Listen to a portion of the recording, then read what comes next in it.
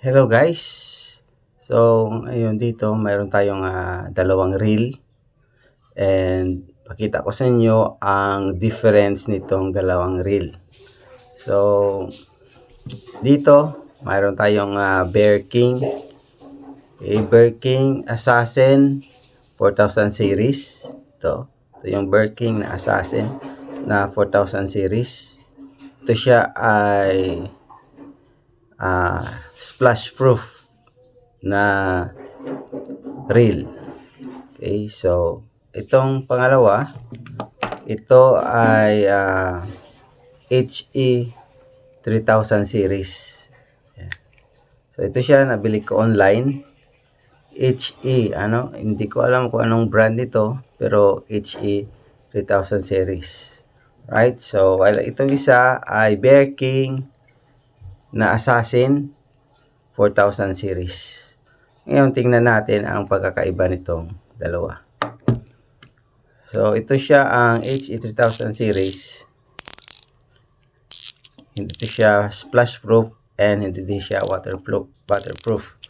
So, para makita natin pagkaiba nila, buksan natin. Tanggalin natin tong spool. Right, so itong spool niya. And ito yung clicker niya. Right. So, ito, ayan, ganyan lang siya. Hindi siya, wala siya dito. Wala siyang tabon. And ito, kung mapansin nyo, ito dito sa likod, dito yung dadaan yung tubig.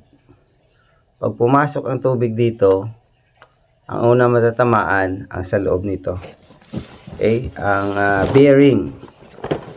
Ang una matamaan nito ay ang bearing. Okay, bearing nito. So, tingnan natin. Buksan natin. Tanggalin natin tong bail arm.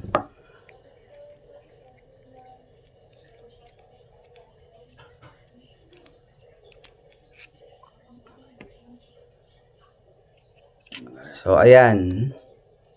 Ayan. Wala siyang cover dito. Okay. So, yung ibang reel, later makikita natin may cover sila dito. Okay. Yung splash proof. So, ito, pag nilublob mo sa tubig or nalublob mo sa tubig, itong reel na to, dito siya dadaan ang tubig sa likod. Yan. Pag dumaan dyan ang tubig sa likod, ang una tatamaan itong bearing. Yan, bearing mo. Or dito din, papasok din yung tubig dito. Papunta dito sa loob. So, kung ano doon sa loob, matatamaan din. Yan, and itong bearing. Yan. And ang unang matatamaan pag ito siya ay nalublob mo sa tubig. So, ito siyang reel na to. Hindi kailangan to. Dapat to nasa taas ka lang, no? Hindi siya malublob sa tubig. Kasi pag ito nalublob sa tubig, sigurado kalawang. So, mayroon naman tayong panangga, no? Kung panangga para maiwasan natin magkaroon ng kalawang itong bearing niya. So, lagyan natin ng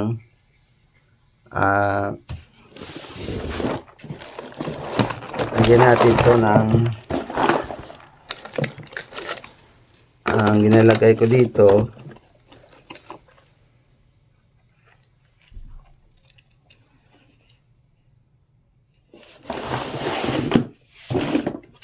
itong oil, no? Ayan, ito yung nilalagay ko. Ayan. Grease. So, lagyan mo dito ng grease. And then, ito din dito, lagyan mo ng grease. Yan. At least, pag may grease yan, hindi kaagad papasukin ng tubig. No? Kung sakali man malublob natin sa tubig, ito, lalagyan nyo ng grease. Hindi siya ma-penetrate ng tubig. So, bago itong mga reel ko, bago ko ginagamit, binubuksan ko sila Tsaka nilalagyan ko ng grease. Okay, para at least mayroon kang kaunting protection. Okay. So, balik natin to. Ayan. So, pag nagtanggal kayo nito, ito lang yung bell arm ang tatanggalin nyo. Okay. And huwag nyo tatanggalin yung mga ano doon sa loob. Mga spring. Okay. Huwag nyo tatanggalin yan kasi yung ibang reel, pag ginalaw nyo yung mga spring dyan sa loob, okay, may tendency na madali masira yung mga spring. Yan, so iwasan nyo yun. Okay, so ganun lang mag-protect kayo ng inyong reel. Alright, so lagyan nyo ng grease or lagyan nyo ng oil. Yan. Accidentally nalublob nyo, buksan nyo kaagad, then hugasan nyo or lagyan nyo ng oil. Ito, oil. Grease and oil lang yan. Ito, grease and oil. So ngayon, ito naman, okay, try natin to, tingnan. So ito siya ay Bear King Assassin 4000 series. Tingnan natin to ang sa loob niya. So ayan ang sa loob niya. Okay. Ito yung clicker niya. Ayan. And kung mapansin nyo, ayan o, naka-sealed. Okay, sealed siya. So ito siya ay plus proof and sabi nila waterproof. Ayan. May seal siya. So ang ano lang nito, okay, tuloy ito siya, nalublob ko rin to sa tubig. And ayun, napasukan din ng tubig. Pero ito siya, waterproof talaga tong Bear King. Pero napasukan ng tubig. So, ang ginawa ko, binuksan ko. And maganda yung pagka waterproof nito. Okay, so ito dito. Dito yung dadaan ng tubig sa likod. Pero ito siya, may sealed siya. Okay, naka-sealed yung ano niya. Ito ay naka-sealed. So, tingnan natin. So, ito yung, ang una na sealed niya, ito sa taas.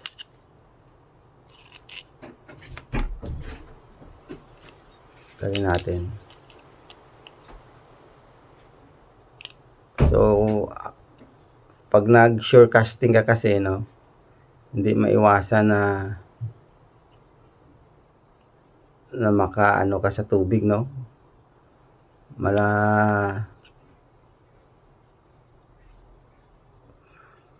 Makaano ka sa tubig. And kapag malalakas pa yung alon, ayun.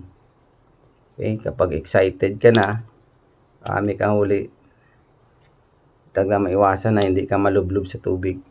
So ayan, so itong ano niya, yung cover niya, ayan, waterproof seal niya. Then ito mayroon pa siyang gasket. Ayan o, mayroon siyang gasket. Ayan, ito gasket niya.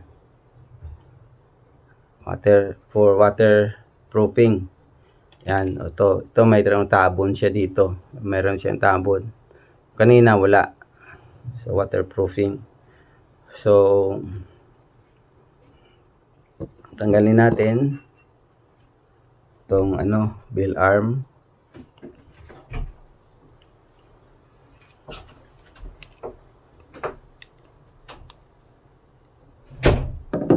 So nalublob kasi ito sa sa tubig pag shore casting. And then lakas ng alon. Ayan, so nalublob. Mabuti lang naagapan ko, dito pumasok yung tubig. Kasi naka-sealed siya. Pero pumasok pa rin yung tubig. So ayan. Ayan o, itsura niya. Ayan, naka-sealed siya. Ito dito, mayroon siyang gasket. Ayan o, mayroong gasket. Lining niya, gasket. So ito siya, naka-sealed, cover dyan. Then, Ito dito, ayan, mayroon siyang seal din dito. So, ang tubig, hindi basta-basta makapasok dito sa loob. No, kasi ito siya nakaseal. Kung dadaan man ang tubig, dito siya, okay, dito siya dadaan. Probably ito din mababasa. So, ang nakita ko kasi, ang niloblob ko sa tubig, nung binuksan ko, ito, mayroong daan ng tubig dito. Yan, nakapasok ang tubig dito. Yan. So, ang pwede natin gawin dyan, okay, is lagyan natin ng grease. Ito, lagyan natin ng grease. So, bago nyo gamitin, buksan nyo, then lagyan nyo ng grease.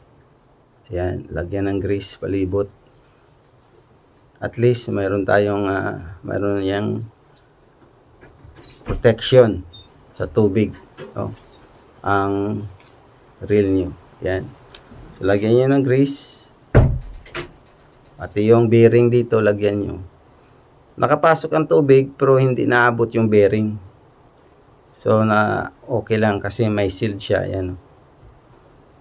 While ito, kapag pasukan ng tubig, abot talaga ang bearing. After, lang yan. After 3 days, kalawang na yan.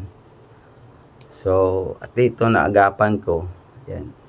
So, yan, nakaseal siya. Para sa waterproof. Ayan. So, lagyan nyo ng ito.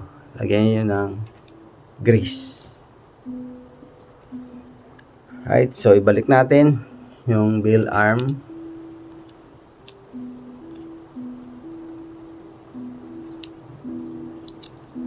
No, hindi talaga maiwasan na hindi siya malublob, no? Pag nag-enjoy ka na. Natin wheel arm. So ito nalublob ko sa tubig. Yun. Na siya. Napasukan ng tubig. Pero yung tubig hindi naman pumasok talaga sa loob kasi nga mayroon siyang gasket. Yung sa taas lang talaga. At least na minimize yung tubig na hindi talaga nakapenetrate sa pinakaloob-looban itong reel. Yan.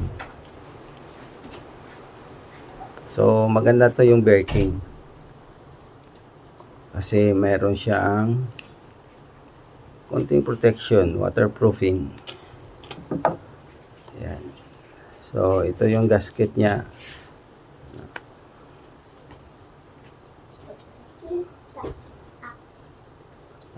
So itong gasket protection niya na ang tubig hindi pumasok doon sa sa dinadaanan nito.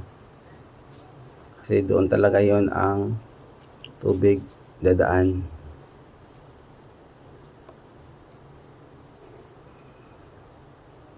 So ma-minimize natin.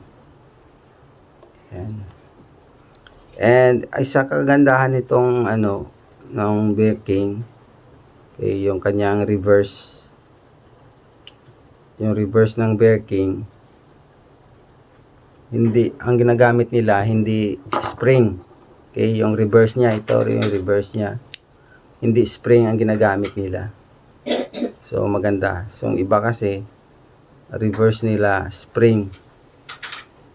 So pag inayos mo sa loob, minsan ang spring hindi na mababalik.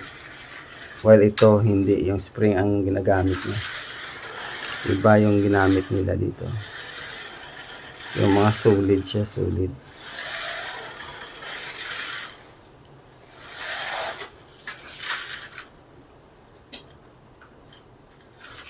Ayan.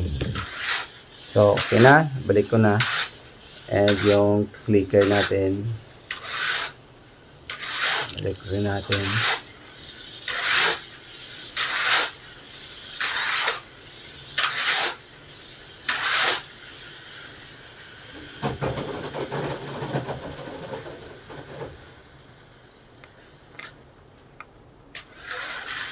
So, maganda tong clicker niya, no? Ayan, ibang ano na, ibang design na ng clicker niya. Hindi siya katulad sa ano, ito. So, okay pa rin yan. Kasi, ano lang naman, clicker lang yun. Yan.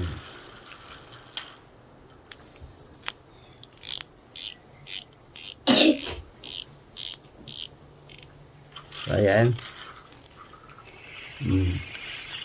Nagkaroon na siya ng kaunting ano, tunog. Kasi, yun nga, napasukan ng kaunti lang na salt water pumasok doon. Mga after a week, yun, kalawang na. Mabuti na lang naagapan ko, nabuksan ko, nakita ko sa loob nito na mayroon na pala kinain na ng kalawang dun sa loob. So, nabuksan ko, and good lang din na nakita ko yung sa loob nito. Ayan, so mayroon siyang sealed, nakaano siya, naka-sealed, no? Pero bago pala natin to gamitin, lalagyan muna natin ng ito. Ayan, lagyan natin ng grease, no? Para magkaroon ng protection.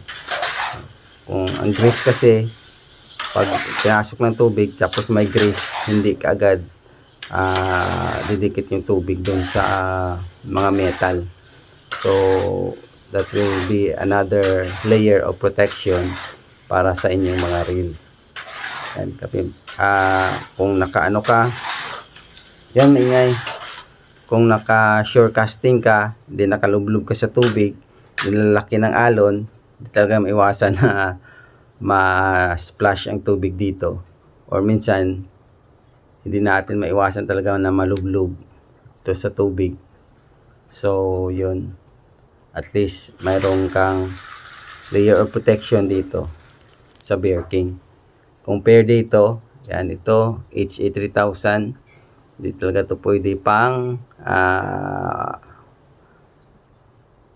lublob sa tubig, no, or mabasa, kasi ito magkaroon ka agad to ng maapektuhan ka agad, mapasukan ka agad ng tubig itong reel na to compare dito sa Bear King. Yan. So later, pakita ko pa rin sa inyo yung iba't ibang klaseng mga reel aside sa Bear King, no, na maganda yung kanilang maganda yung build ng reel.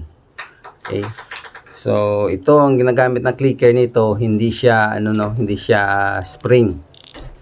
Okay, yung reverse, itong reverse niya hindi spring ang ginagamit. Kaya mas maganda to kasi hindi spring ang ginagamit. Yan. Ang ginagamit dito, yung mga siya, solid siya. Solid. So, madali na siya ayusin, madali na siya ibalik. Ang lang, yung Shimano FX, yun. Yung Shimano FX, yung ginagamit nila na reverse spring. So, pag nabuksan mo, mahirap na ibalik yung spring sa Shimano FX. Yung mayroon ako dati yung Shimano FX na 2000 series, saka 3000 series, Shimano FX, kulay gold. Nung napasok ng tubig, binuksan ko, yung sa loob niya, yung reverse niya ay spring, no, and ang hirap ibalik, hirap mabalik kasi yung spring tatanggalin mo isa-isa. Kapag nag-deform ang spring, hindi mo na siya mabalik. So dapat ingat ka talaga dun sa Shimano FX. Yan, while ito madali, no, madali ibalik kasi yung reverse niya hindi spring, solid, mga solid siya, nakapalibot ganyan, and madali lang ibalik, hindi siya nadi-deform katulad sa spring. Ang lang nito, may spring lang siya, isa dito na spring, no, naga-control nito, yan, spring. Yun lang ang dapat mo ingatan. Okay, yun lang na spring ang dapat mo ingatan. Isa lang spring ginagamit nito, dito lang itong nito, yan, spring yan. So Actually, na-deform yung spring nito. Pero, nabalik ko pa rin. And, gumagana pa rin siya. Ayan. Ayan, reverse niya, reverse. Pag i-lock ko, ayan, lock na siya. Ayan. So, maganda to yung Bear King Assassin 4000 series or any kind of Bear King na Assassin. Ayan. Waterproof yan yung Assassin. So, thank you guys for watching and sana nakatulong ako sa inyo. Ang video na to makatulong sa inyo sa pag-maintain nyo ng inyong reel and sa pag-alaga nyo sa inyong reel. So, kung bago ka pa lang sa channel ko, don't forget to click the subscribe button and click the bell button para ma-notify ka sa pinakabagong fishing adventure ko. Once again, thank you for watching and see you in my next video.